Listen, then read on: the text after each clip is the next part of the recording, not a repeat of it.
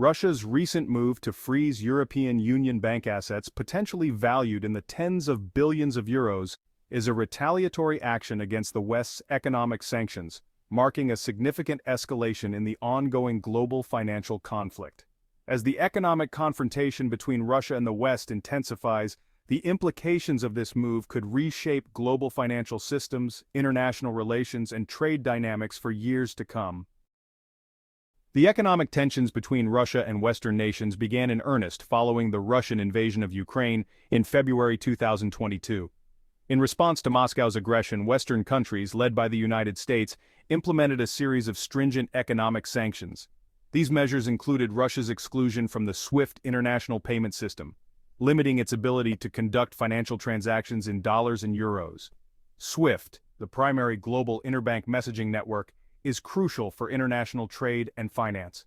Russia's expulsion from this network was intended to cripple its ability to engage in global trade, thereby exerting financial pressure on the Kremlin. However, despite these sanctions, certain EU banks continued operating in Russia, providing the country with a vital lifeline for conducting financial transactions in Western currencies. Austrian lender Raiffeisen Bank International became a prime example of this as it saw its Russian profits soar from under 600 million euros in 2021 to a staggering 1.8 billion euros in 2022, a threefold increase. This dramatic surge not only bolstered the bank's profits, but also significantly increased its tax contributions to the Russian treasury, with an estimated 464 million euros being paid in taxes. While the Group of Seven nations advocated for the withdrawal of Western banks from Russia, Russian President Vladimir Putin had other plans. Putin enacted laws freezing the shares of banks such as Raiffeisen Bank International and prohibited the sale of their Russian operations, effectively seizing their assets. Although the exact value of frozen EU assets in Russia has not been publicly disclosed, estimates suggest the figure is likely in the tens of billions. Russia's asset freeze follows the EU's decision to freeze approximately $300 billion in Russian assets after the invasion of Ukraine. These frozen assets have become central to the EU's plan to support Ukraine financially. In September 2024, the EU announced a €35 billion loan to Ukraine, using the frozen Russian assets as collateral. This unprecedented move essentially forces Russia to indirectly fund Ukraine's war effort and post-war reconstruction.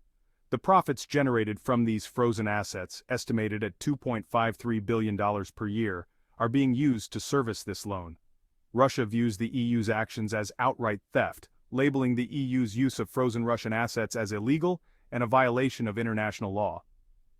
In response, Russia has signaled that it will retaliate with a series of countermeasures, beginning with the freeze on EU bank assets. The ramifications of Russia's asset freeze extend far beyond Europe, impacting global trade and financial systems. Austria, Germany, and France, whose banks have substantial exposure to Russia, are now bearing the brunt of these retaliatory measures. Major EU financial institutions face a direct threat to their operations in Russia, which could lead to significant financial instability, potential job losses, and broader economic consequences for the EU. Moreover, Russia's actions have sent shockwaves through global markets, with fears that the Kremlin could next target U.S. assets.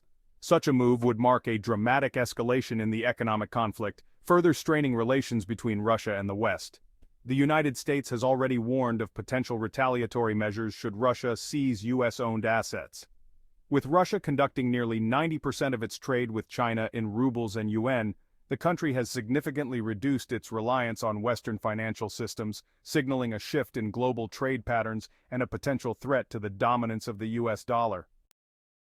Russia's pivot towards China has been a key element in its strategy to counter Western sanctions. In recent years, Russia and China have deepened their economic ties, conducting the vast majority of their trade in rubles and yuan, bypassing the US dollar and other Western currencies. This growing economic partnership between the two nations is part of a broader trend in global finance, where countries are seeking alternatives to the US-led financial system. One of the most significant developments in this shift is the decline in foreign ownership of US Treasury bonds. Over the past decade, the proportion of US debt held by foreign entities has dropped from over 55% to just under 30%. This trend poses a substantial risk to the US economy, which relies heavily on borrowing to sustain its fiscal operations. As more countries seek to reduce their exposure to U.S. financial dominance, the long-term stability of the dollar could be called into question. The economic conflict between Russia and the West is not just about financial sanctions and asset freezes. It also carries significant geopolitical implications. The conflict has strengthened NATO's resolve and solidified Western alliances, with many viewing Russia's actions as a direct threat to the post-World War II international order. However, the situation has also sparked debates within the West about how far to go in supporting Ukraine and whether continuing the economic pressure on Russia is worth the potential risks. China's role in this conflict is particularly noteworthy. While China has maintained its economic ties with Russia, it has also sought to avoid direct involvement in the Ukraine war. Beijing has been walking a fine line, attempting to balance its relations with both Russia and the West. However, as the economic warfare between Russia and the West escalates, China may find it increasingly difficult to maintain this balancing act. Looking ahead, there are several potential scenarios that could unfold in this ongoing economic conflict. One possibility is a negotiated de-escalation, where both sides agree to reduce sanctions in exchange for concessions. This could involve the West easing sanctions on Russia in return for a pullback of Russian forces from Ukraine. However, such a scenario would require skilled diplomacy and a willingness to compromise, both of which have been in short supply in recent years. Alternatively, the conflict could escalate further, with Russia continuing to target Western assets and expanding its economic warfare to other sectors. This could lead to a tit-for-tat cycle of retaliation, with both sides imposing increasingly severe economic measures. Another potential outcome is a long-term realignment of global economic systems.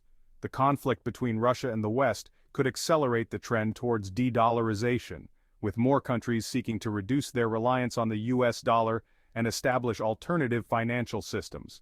This could lead to the formation of new economic blocs, as nations align themselves with like-minded partners in response to the changing global economic landscape. The economic conflict between Russia and the EU is more than just a regional dispute. It is a test case for how economic power will be wielded in the 21st century. The decisions made in Brussels, Moscow, and other global capitals will have far-reaching implications for the global economy, international relations, and geopolitical stability.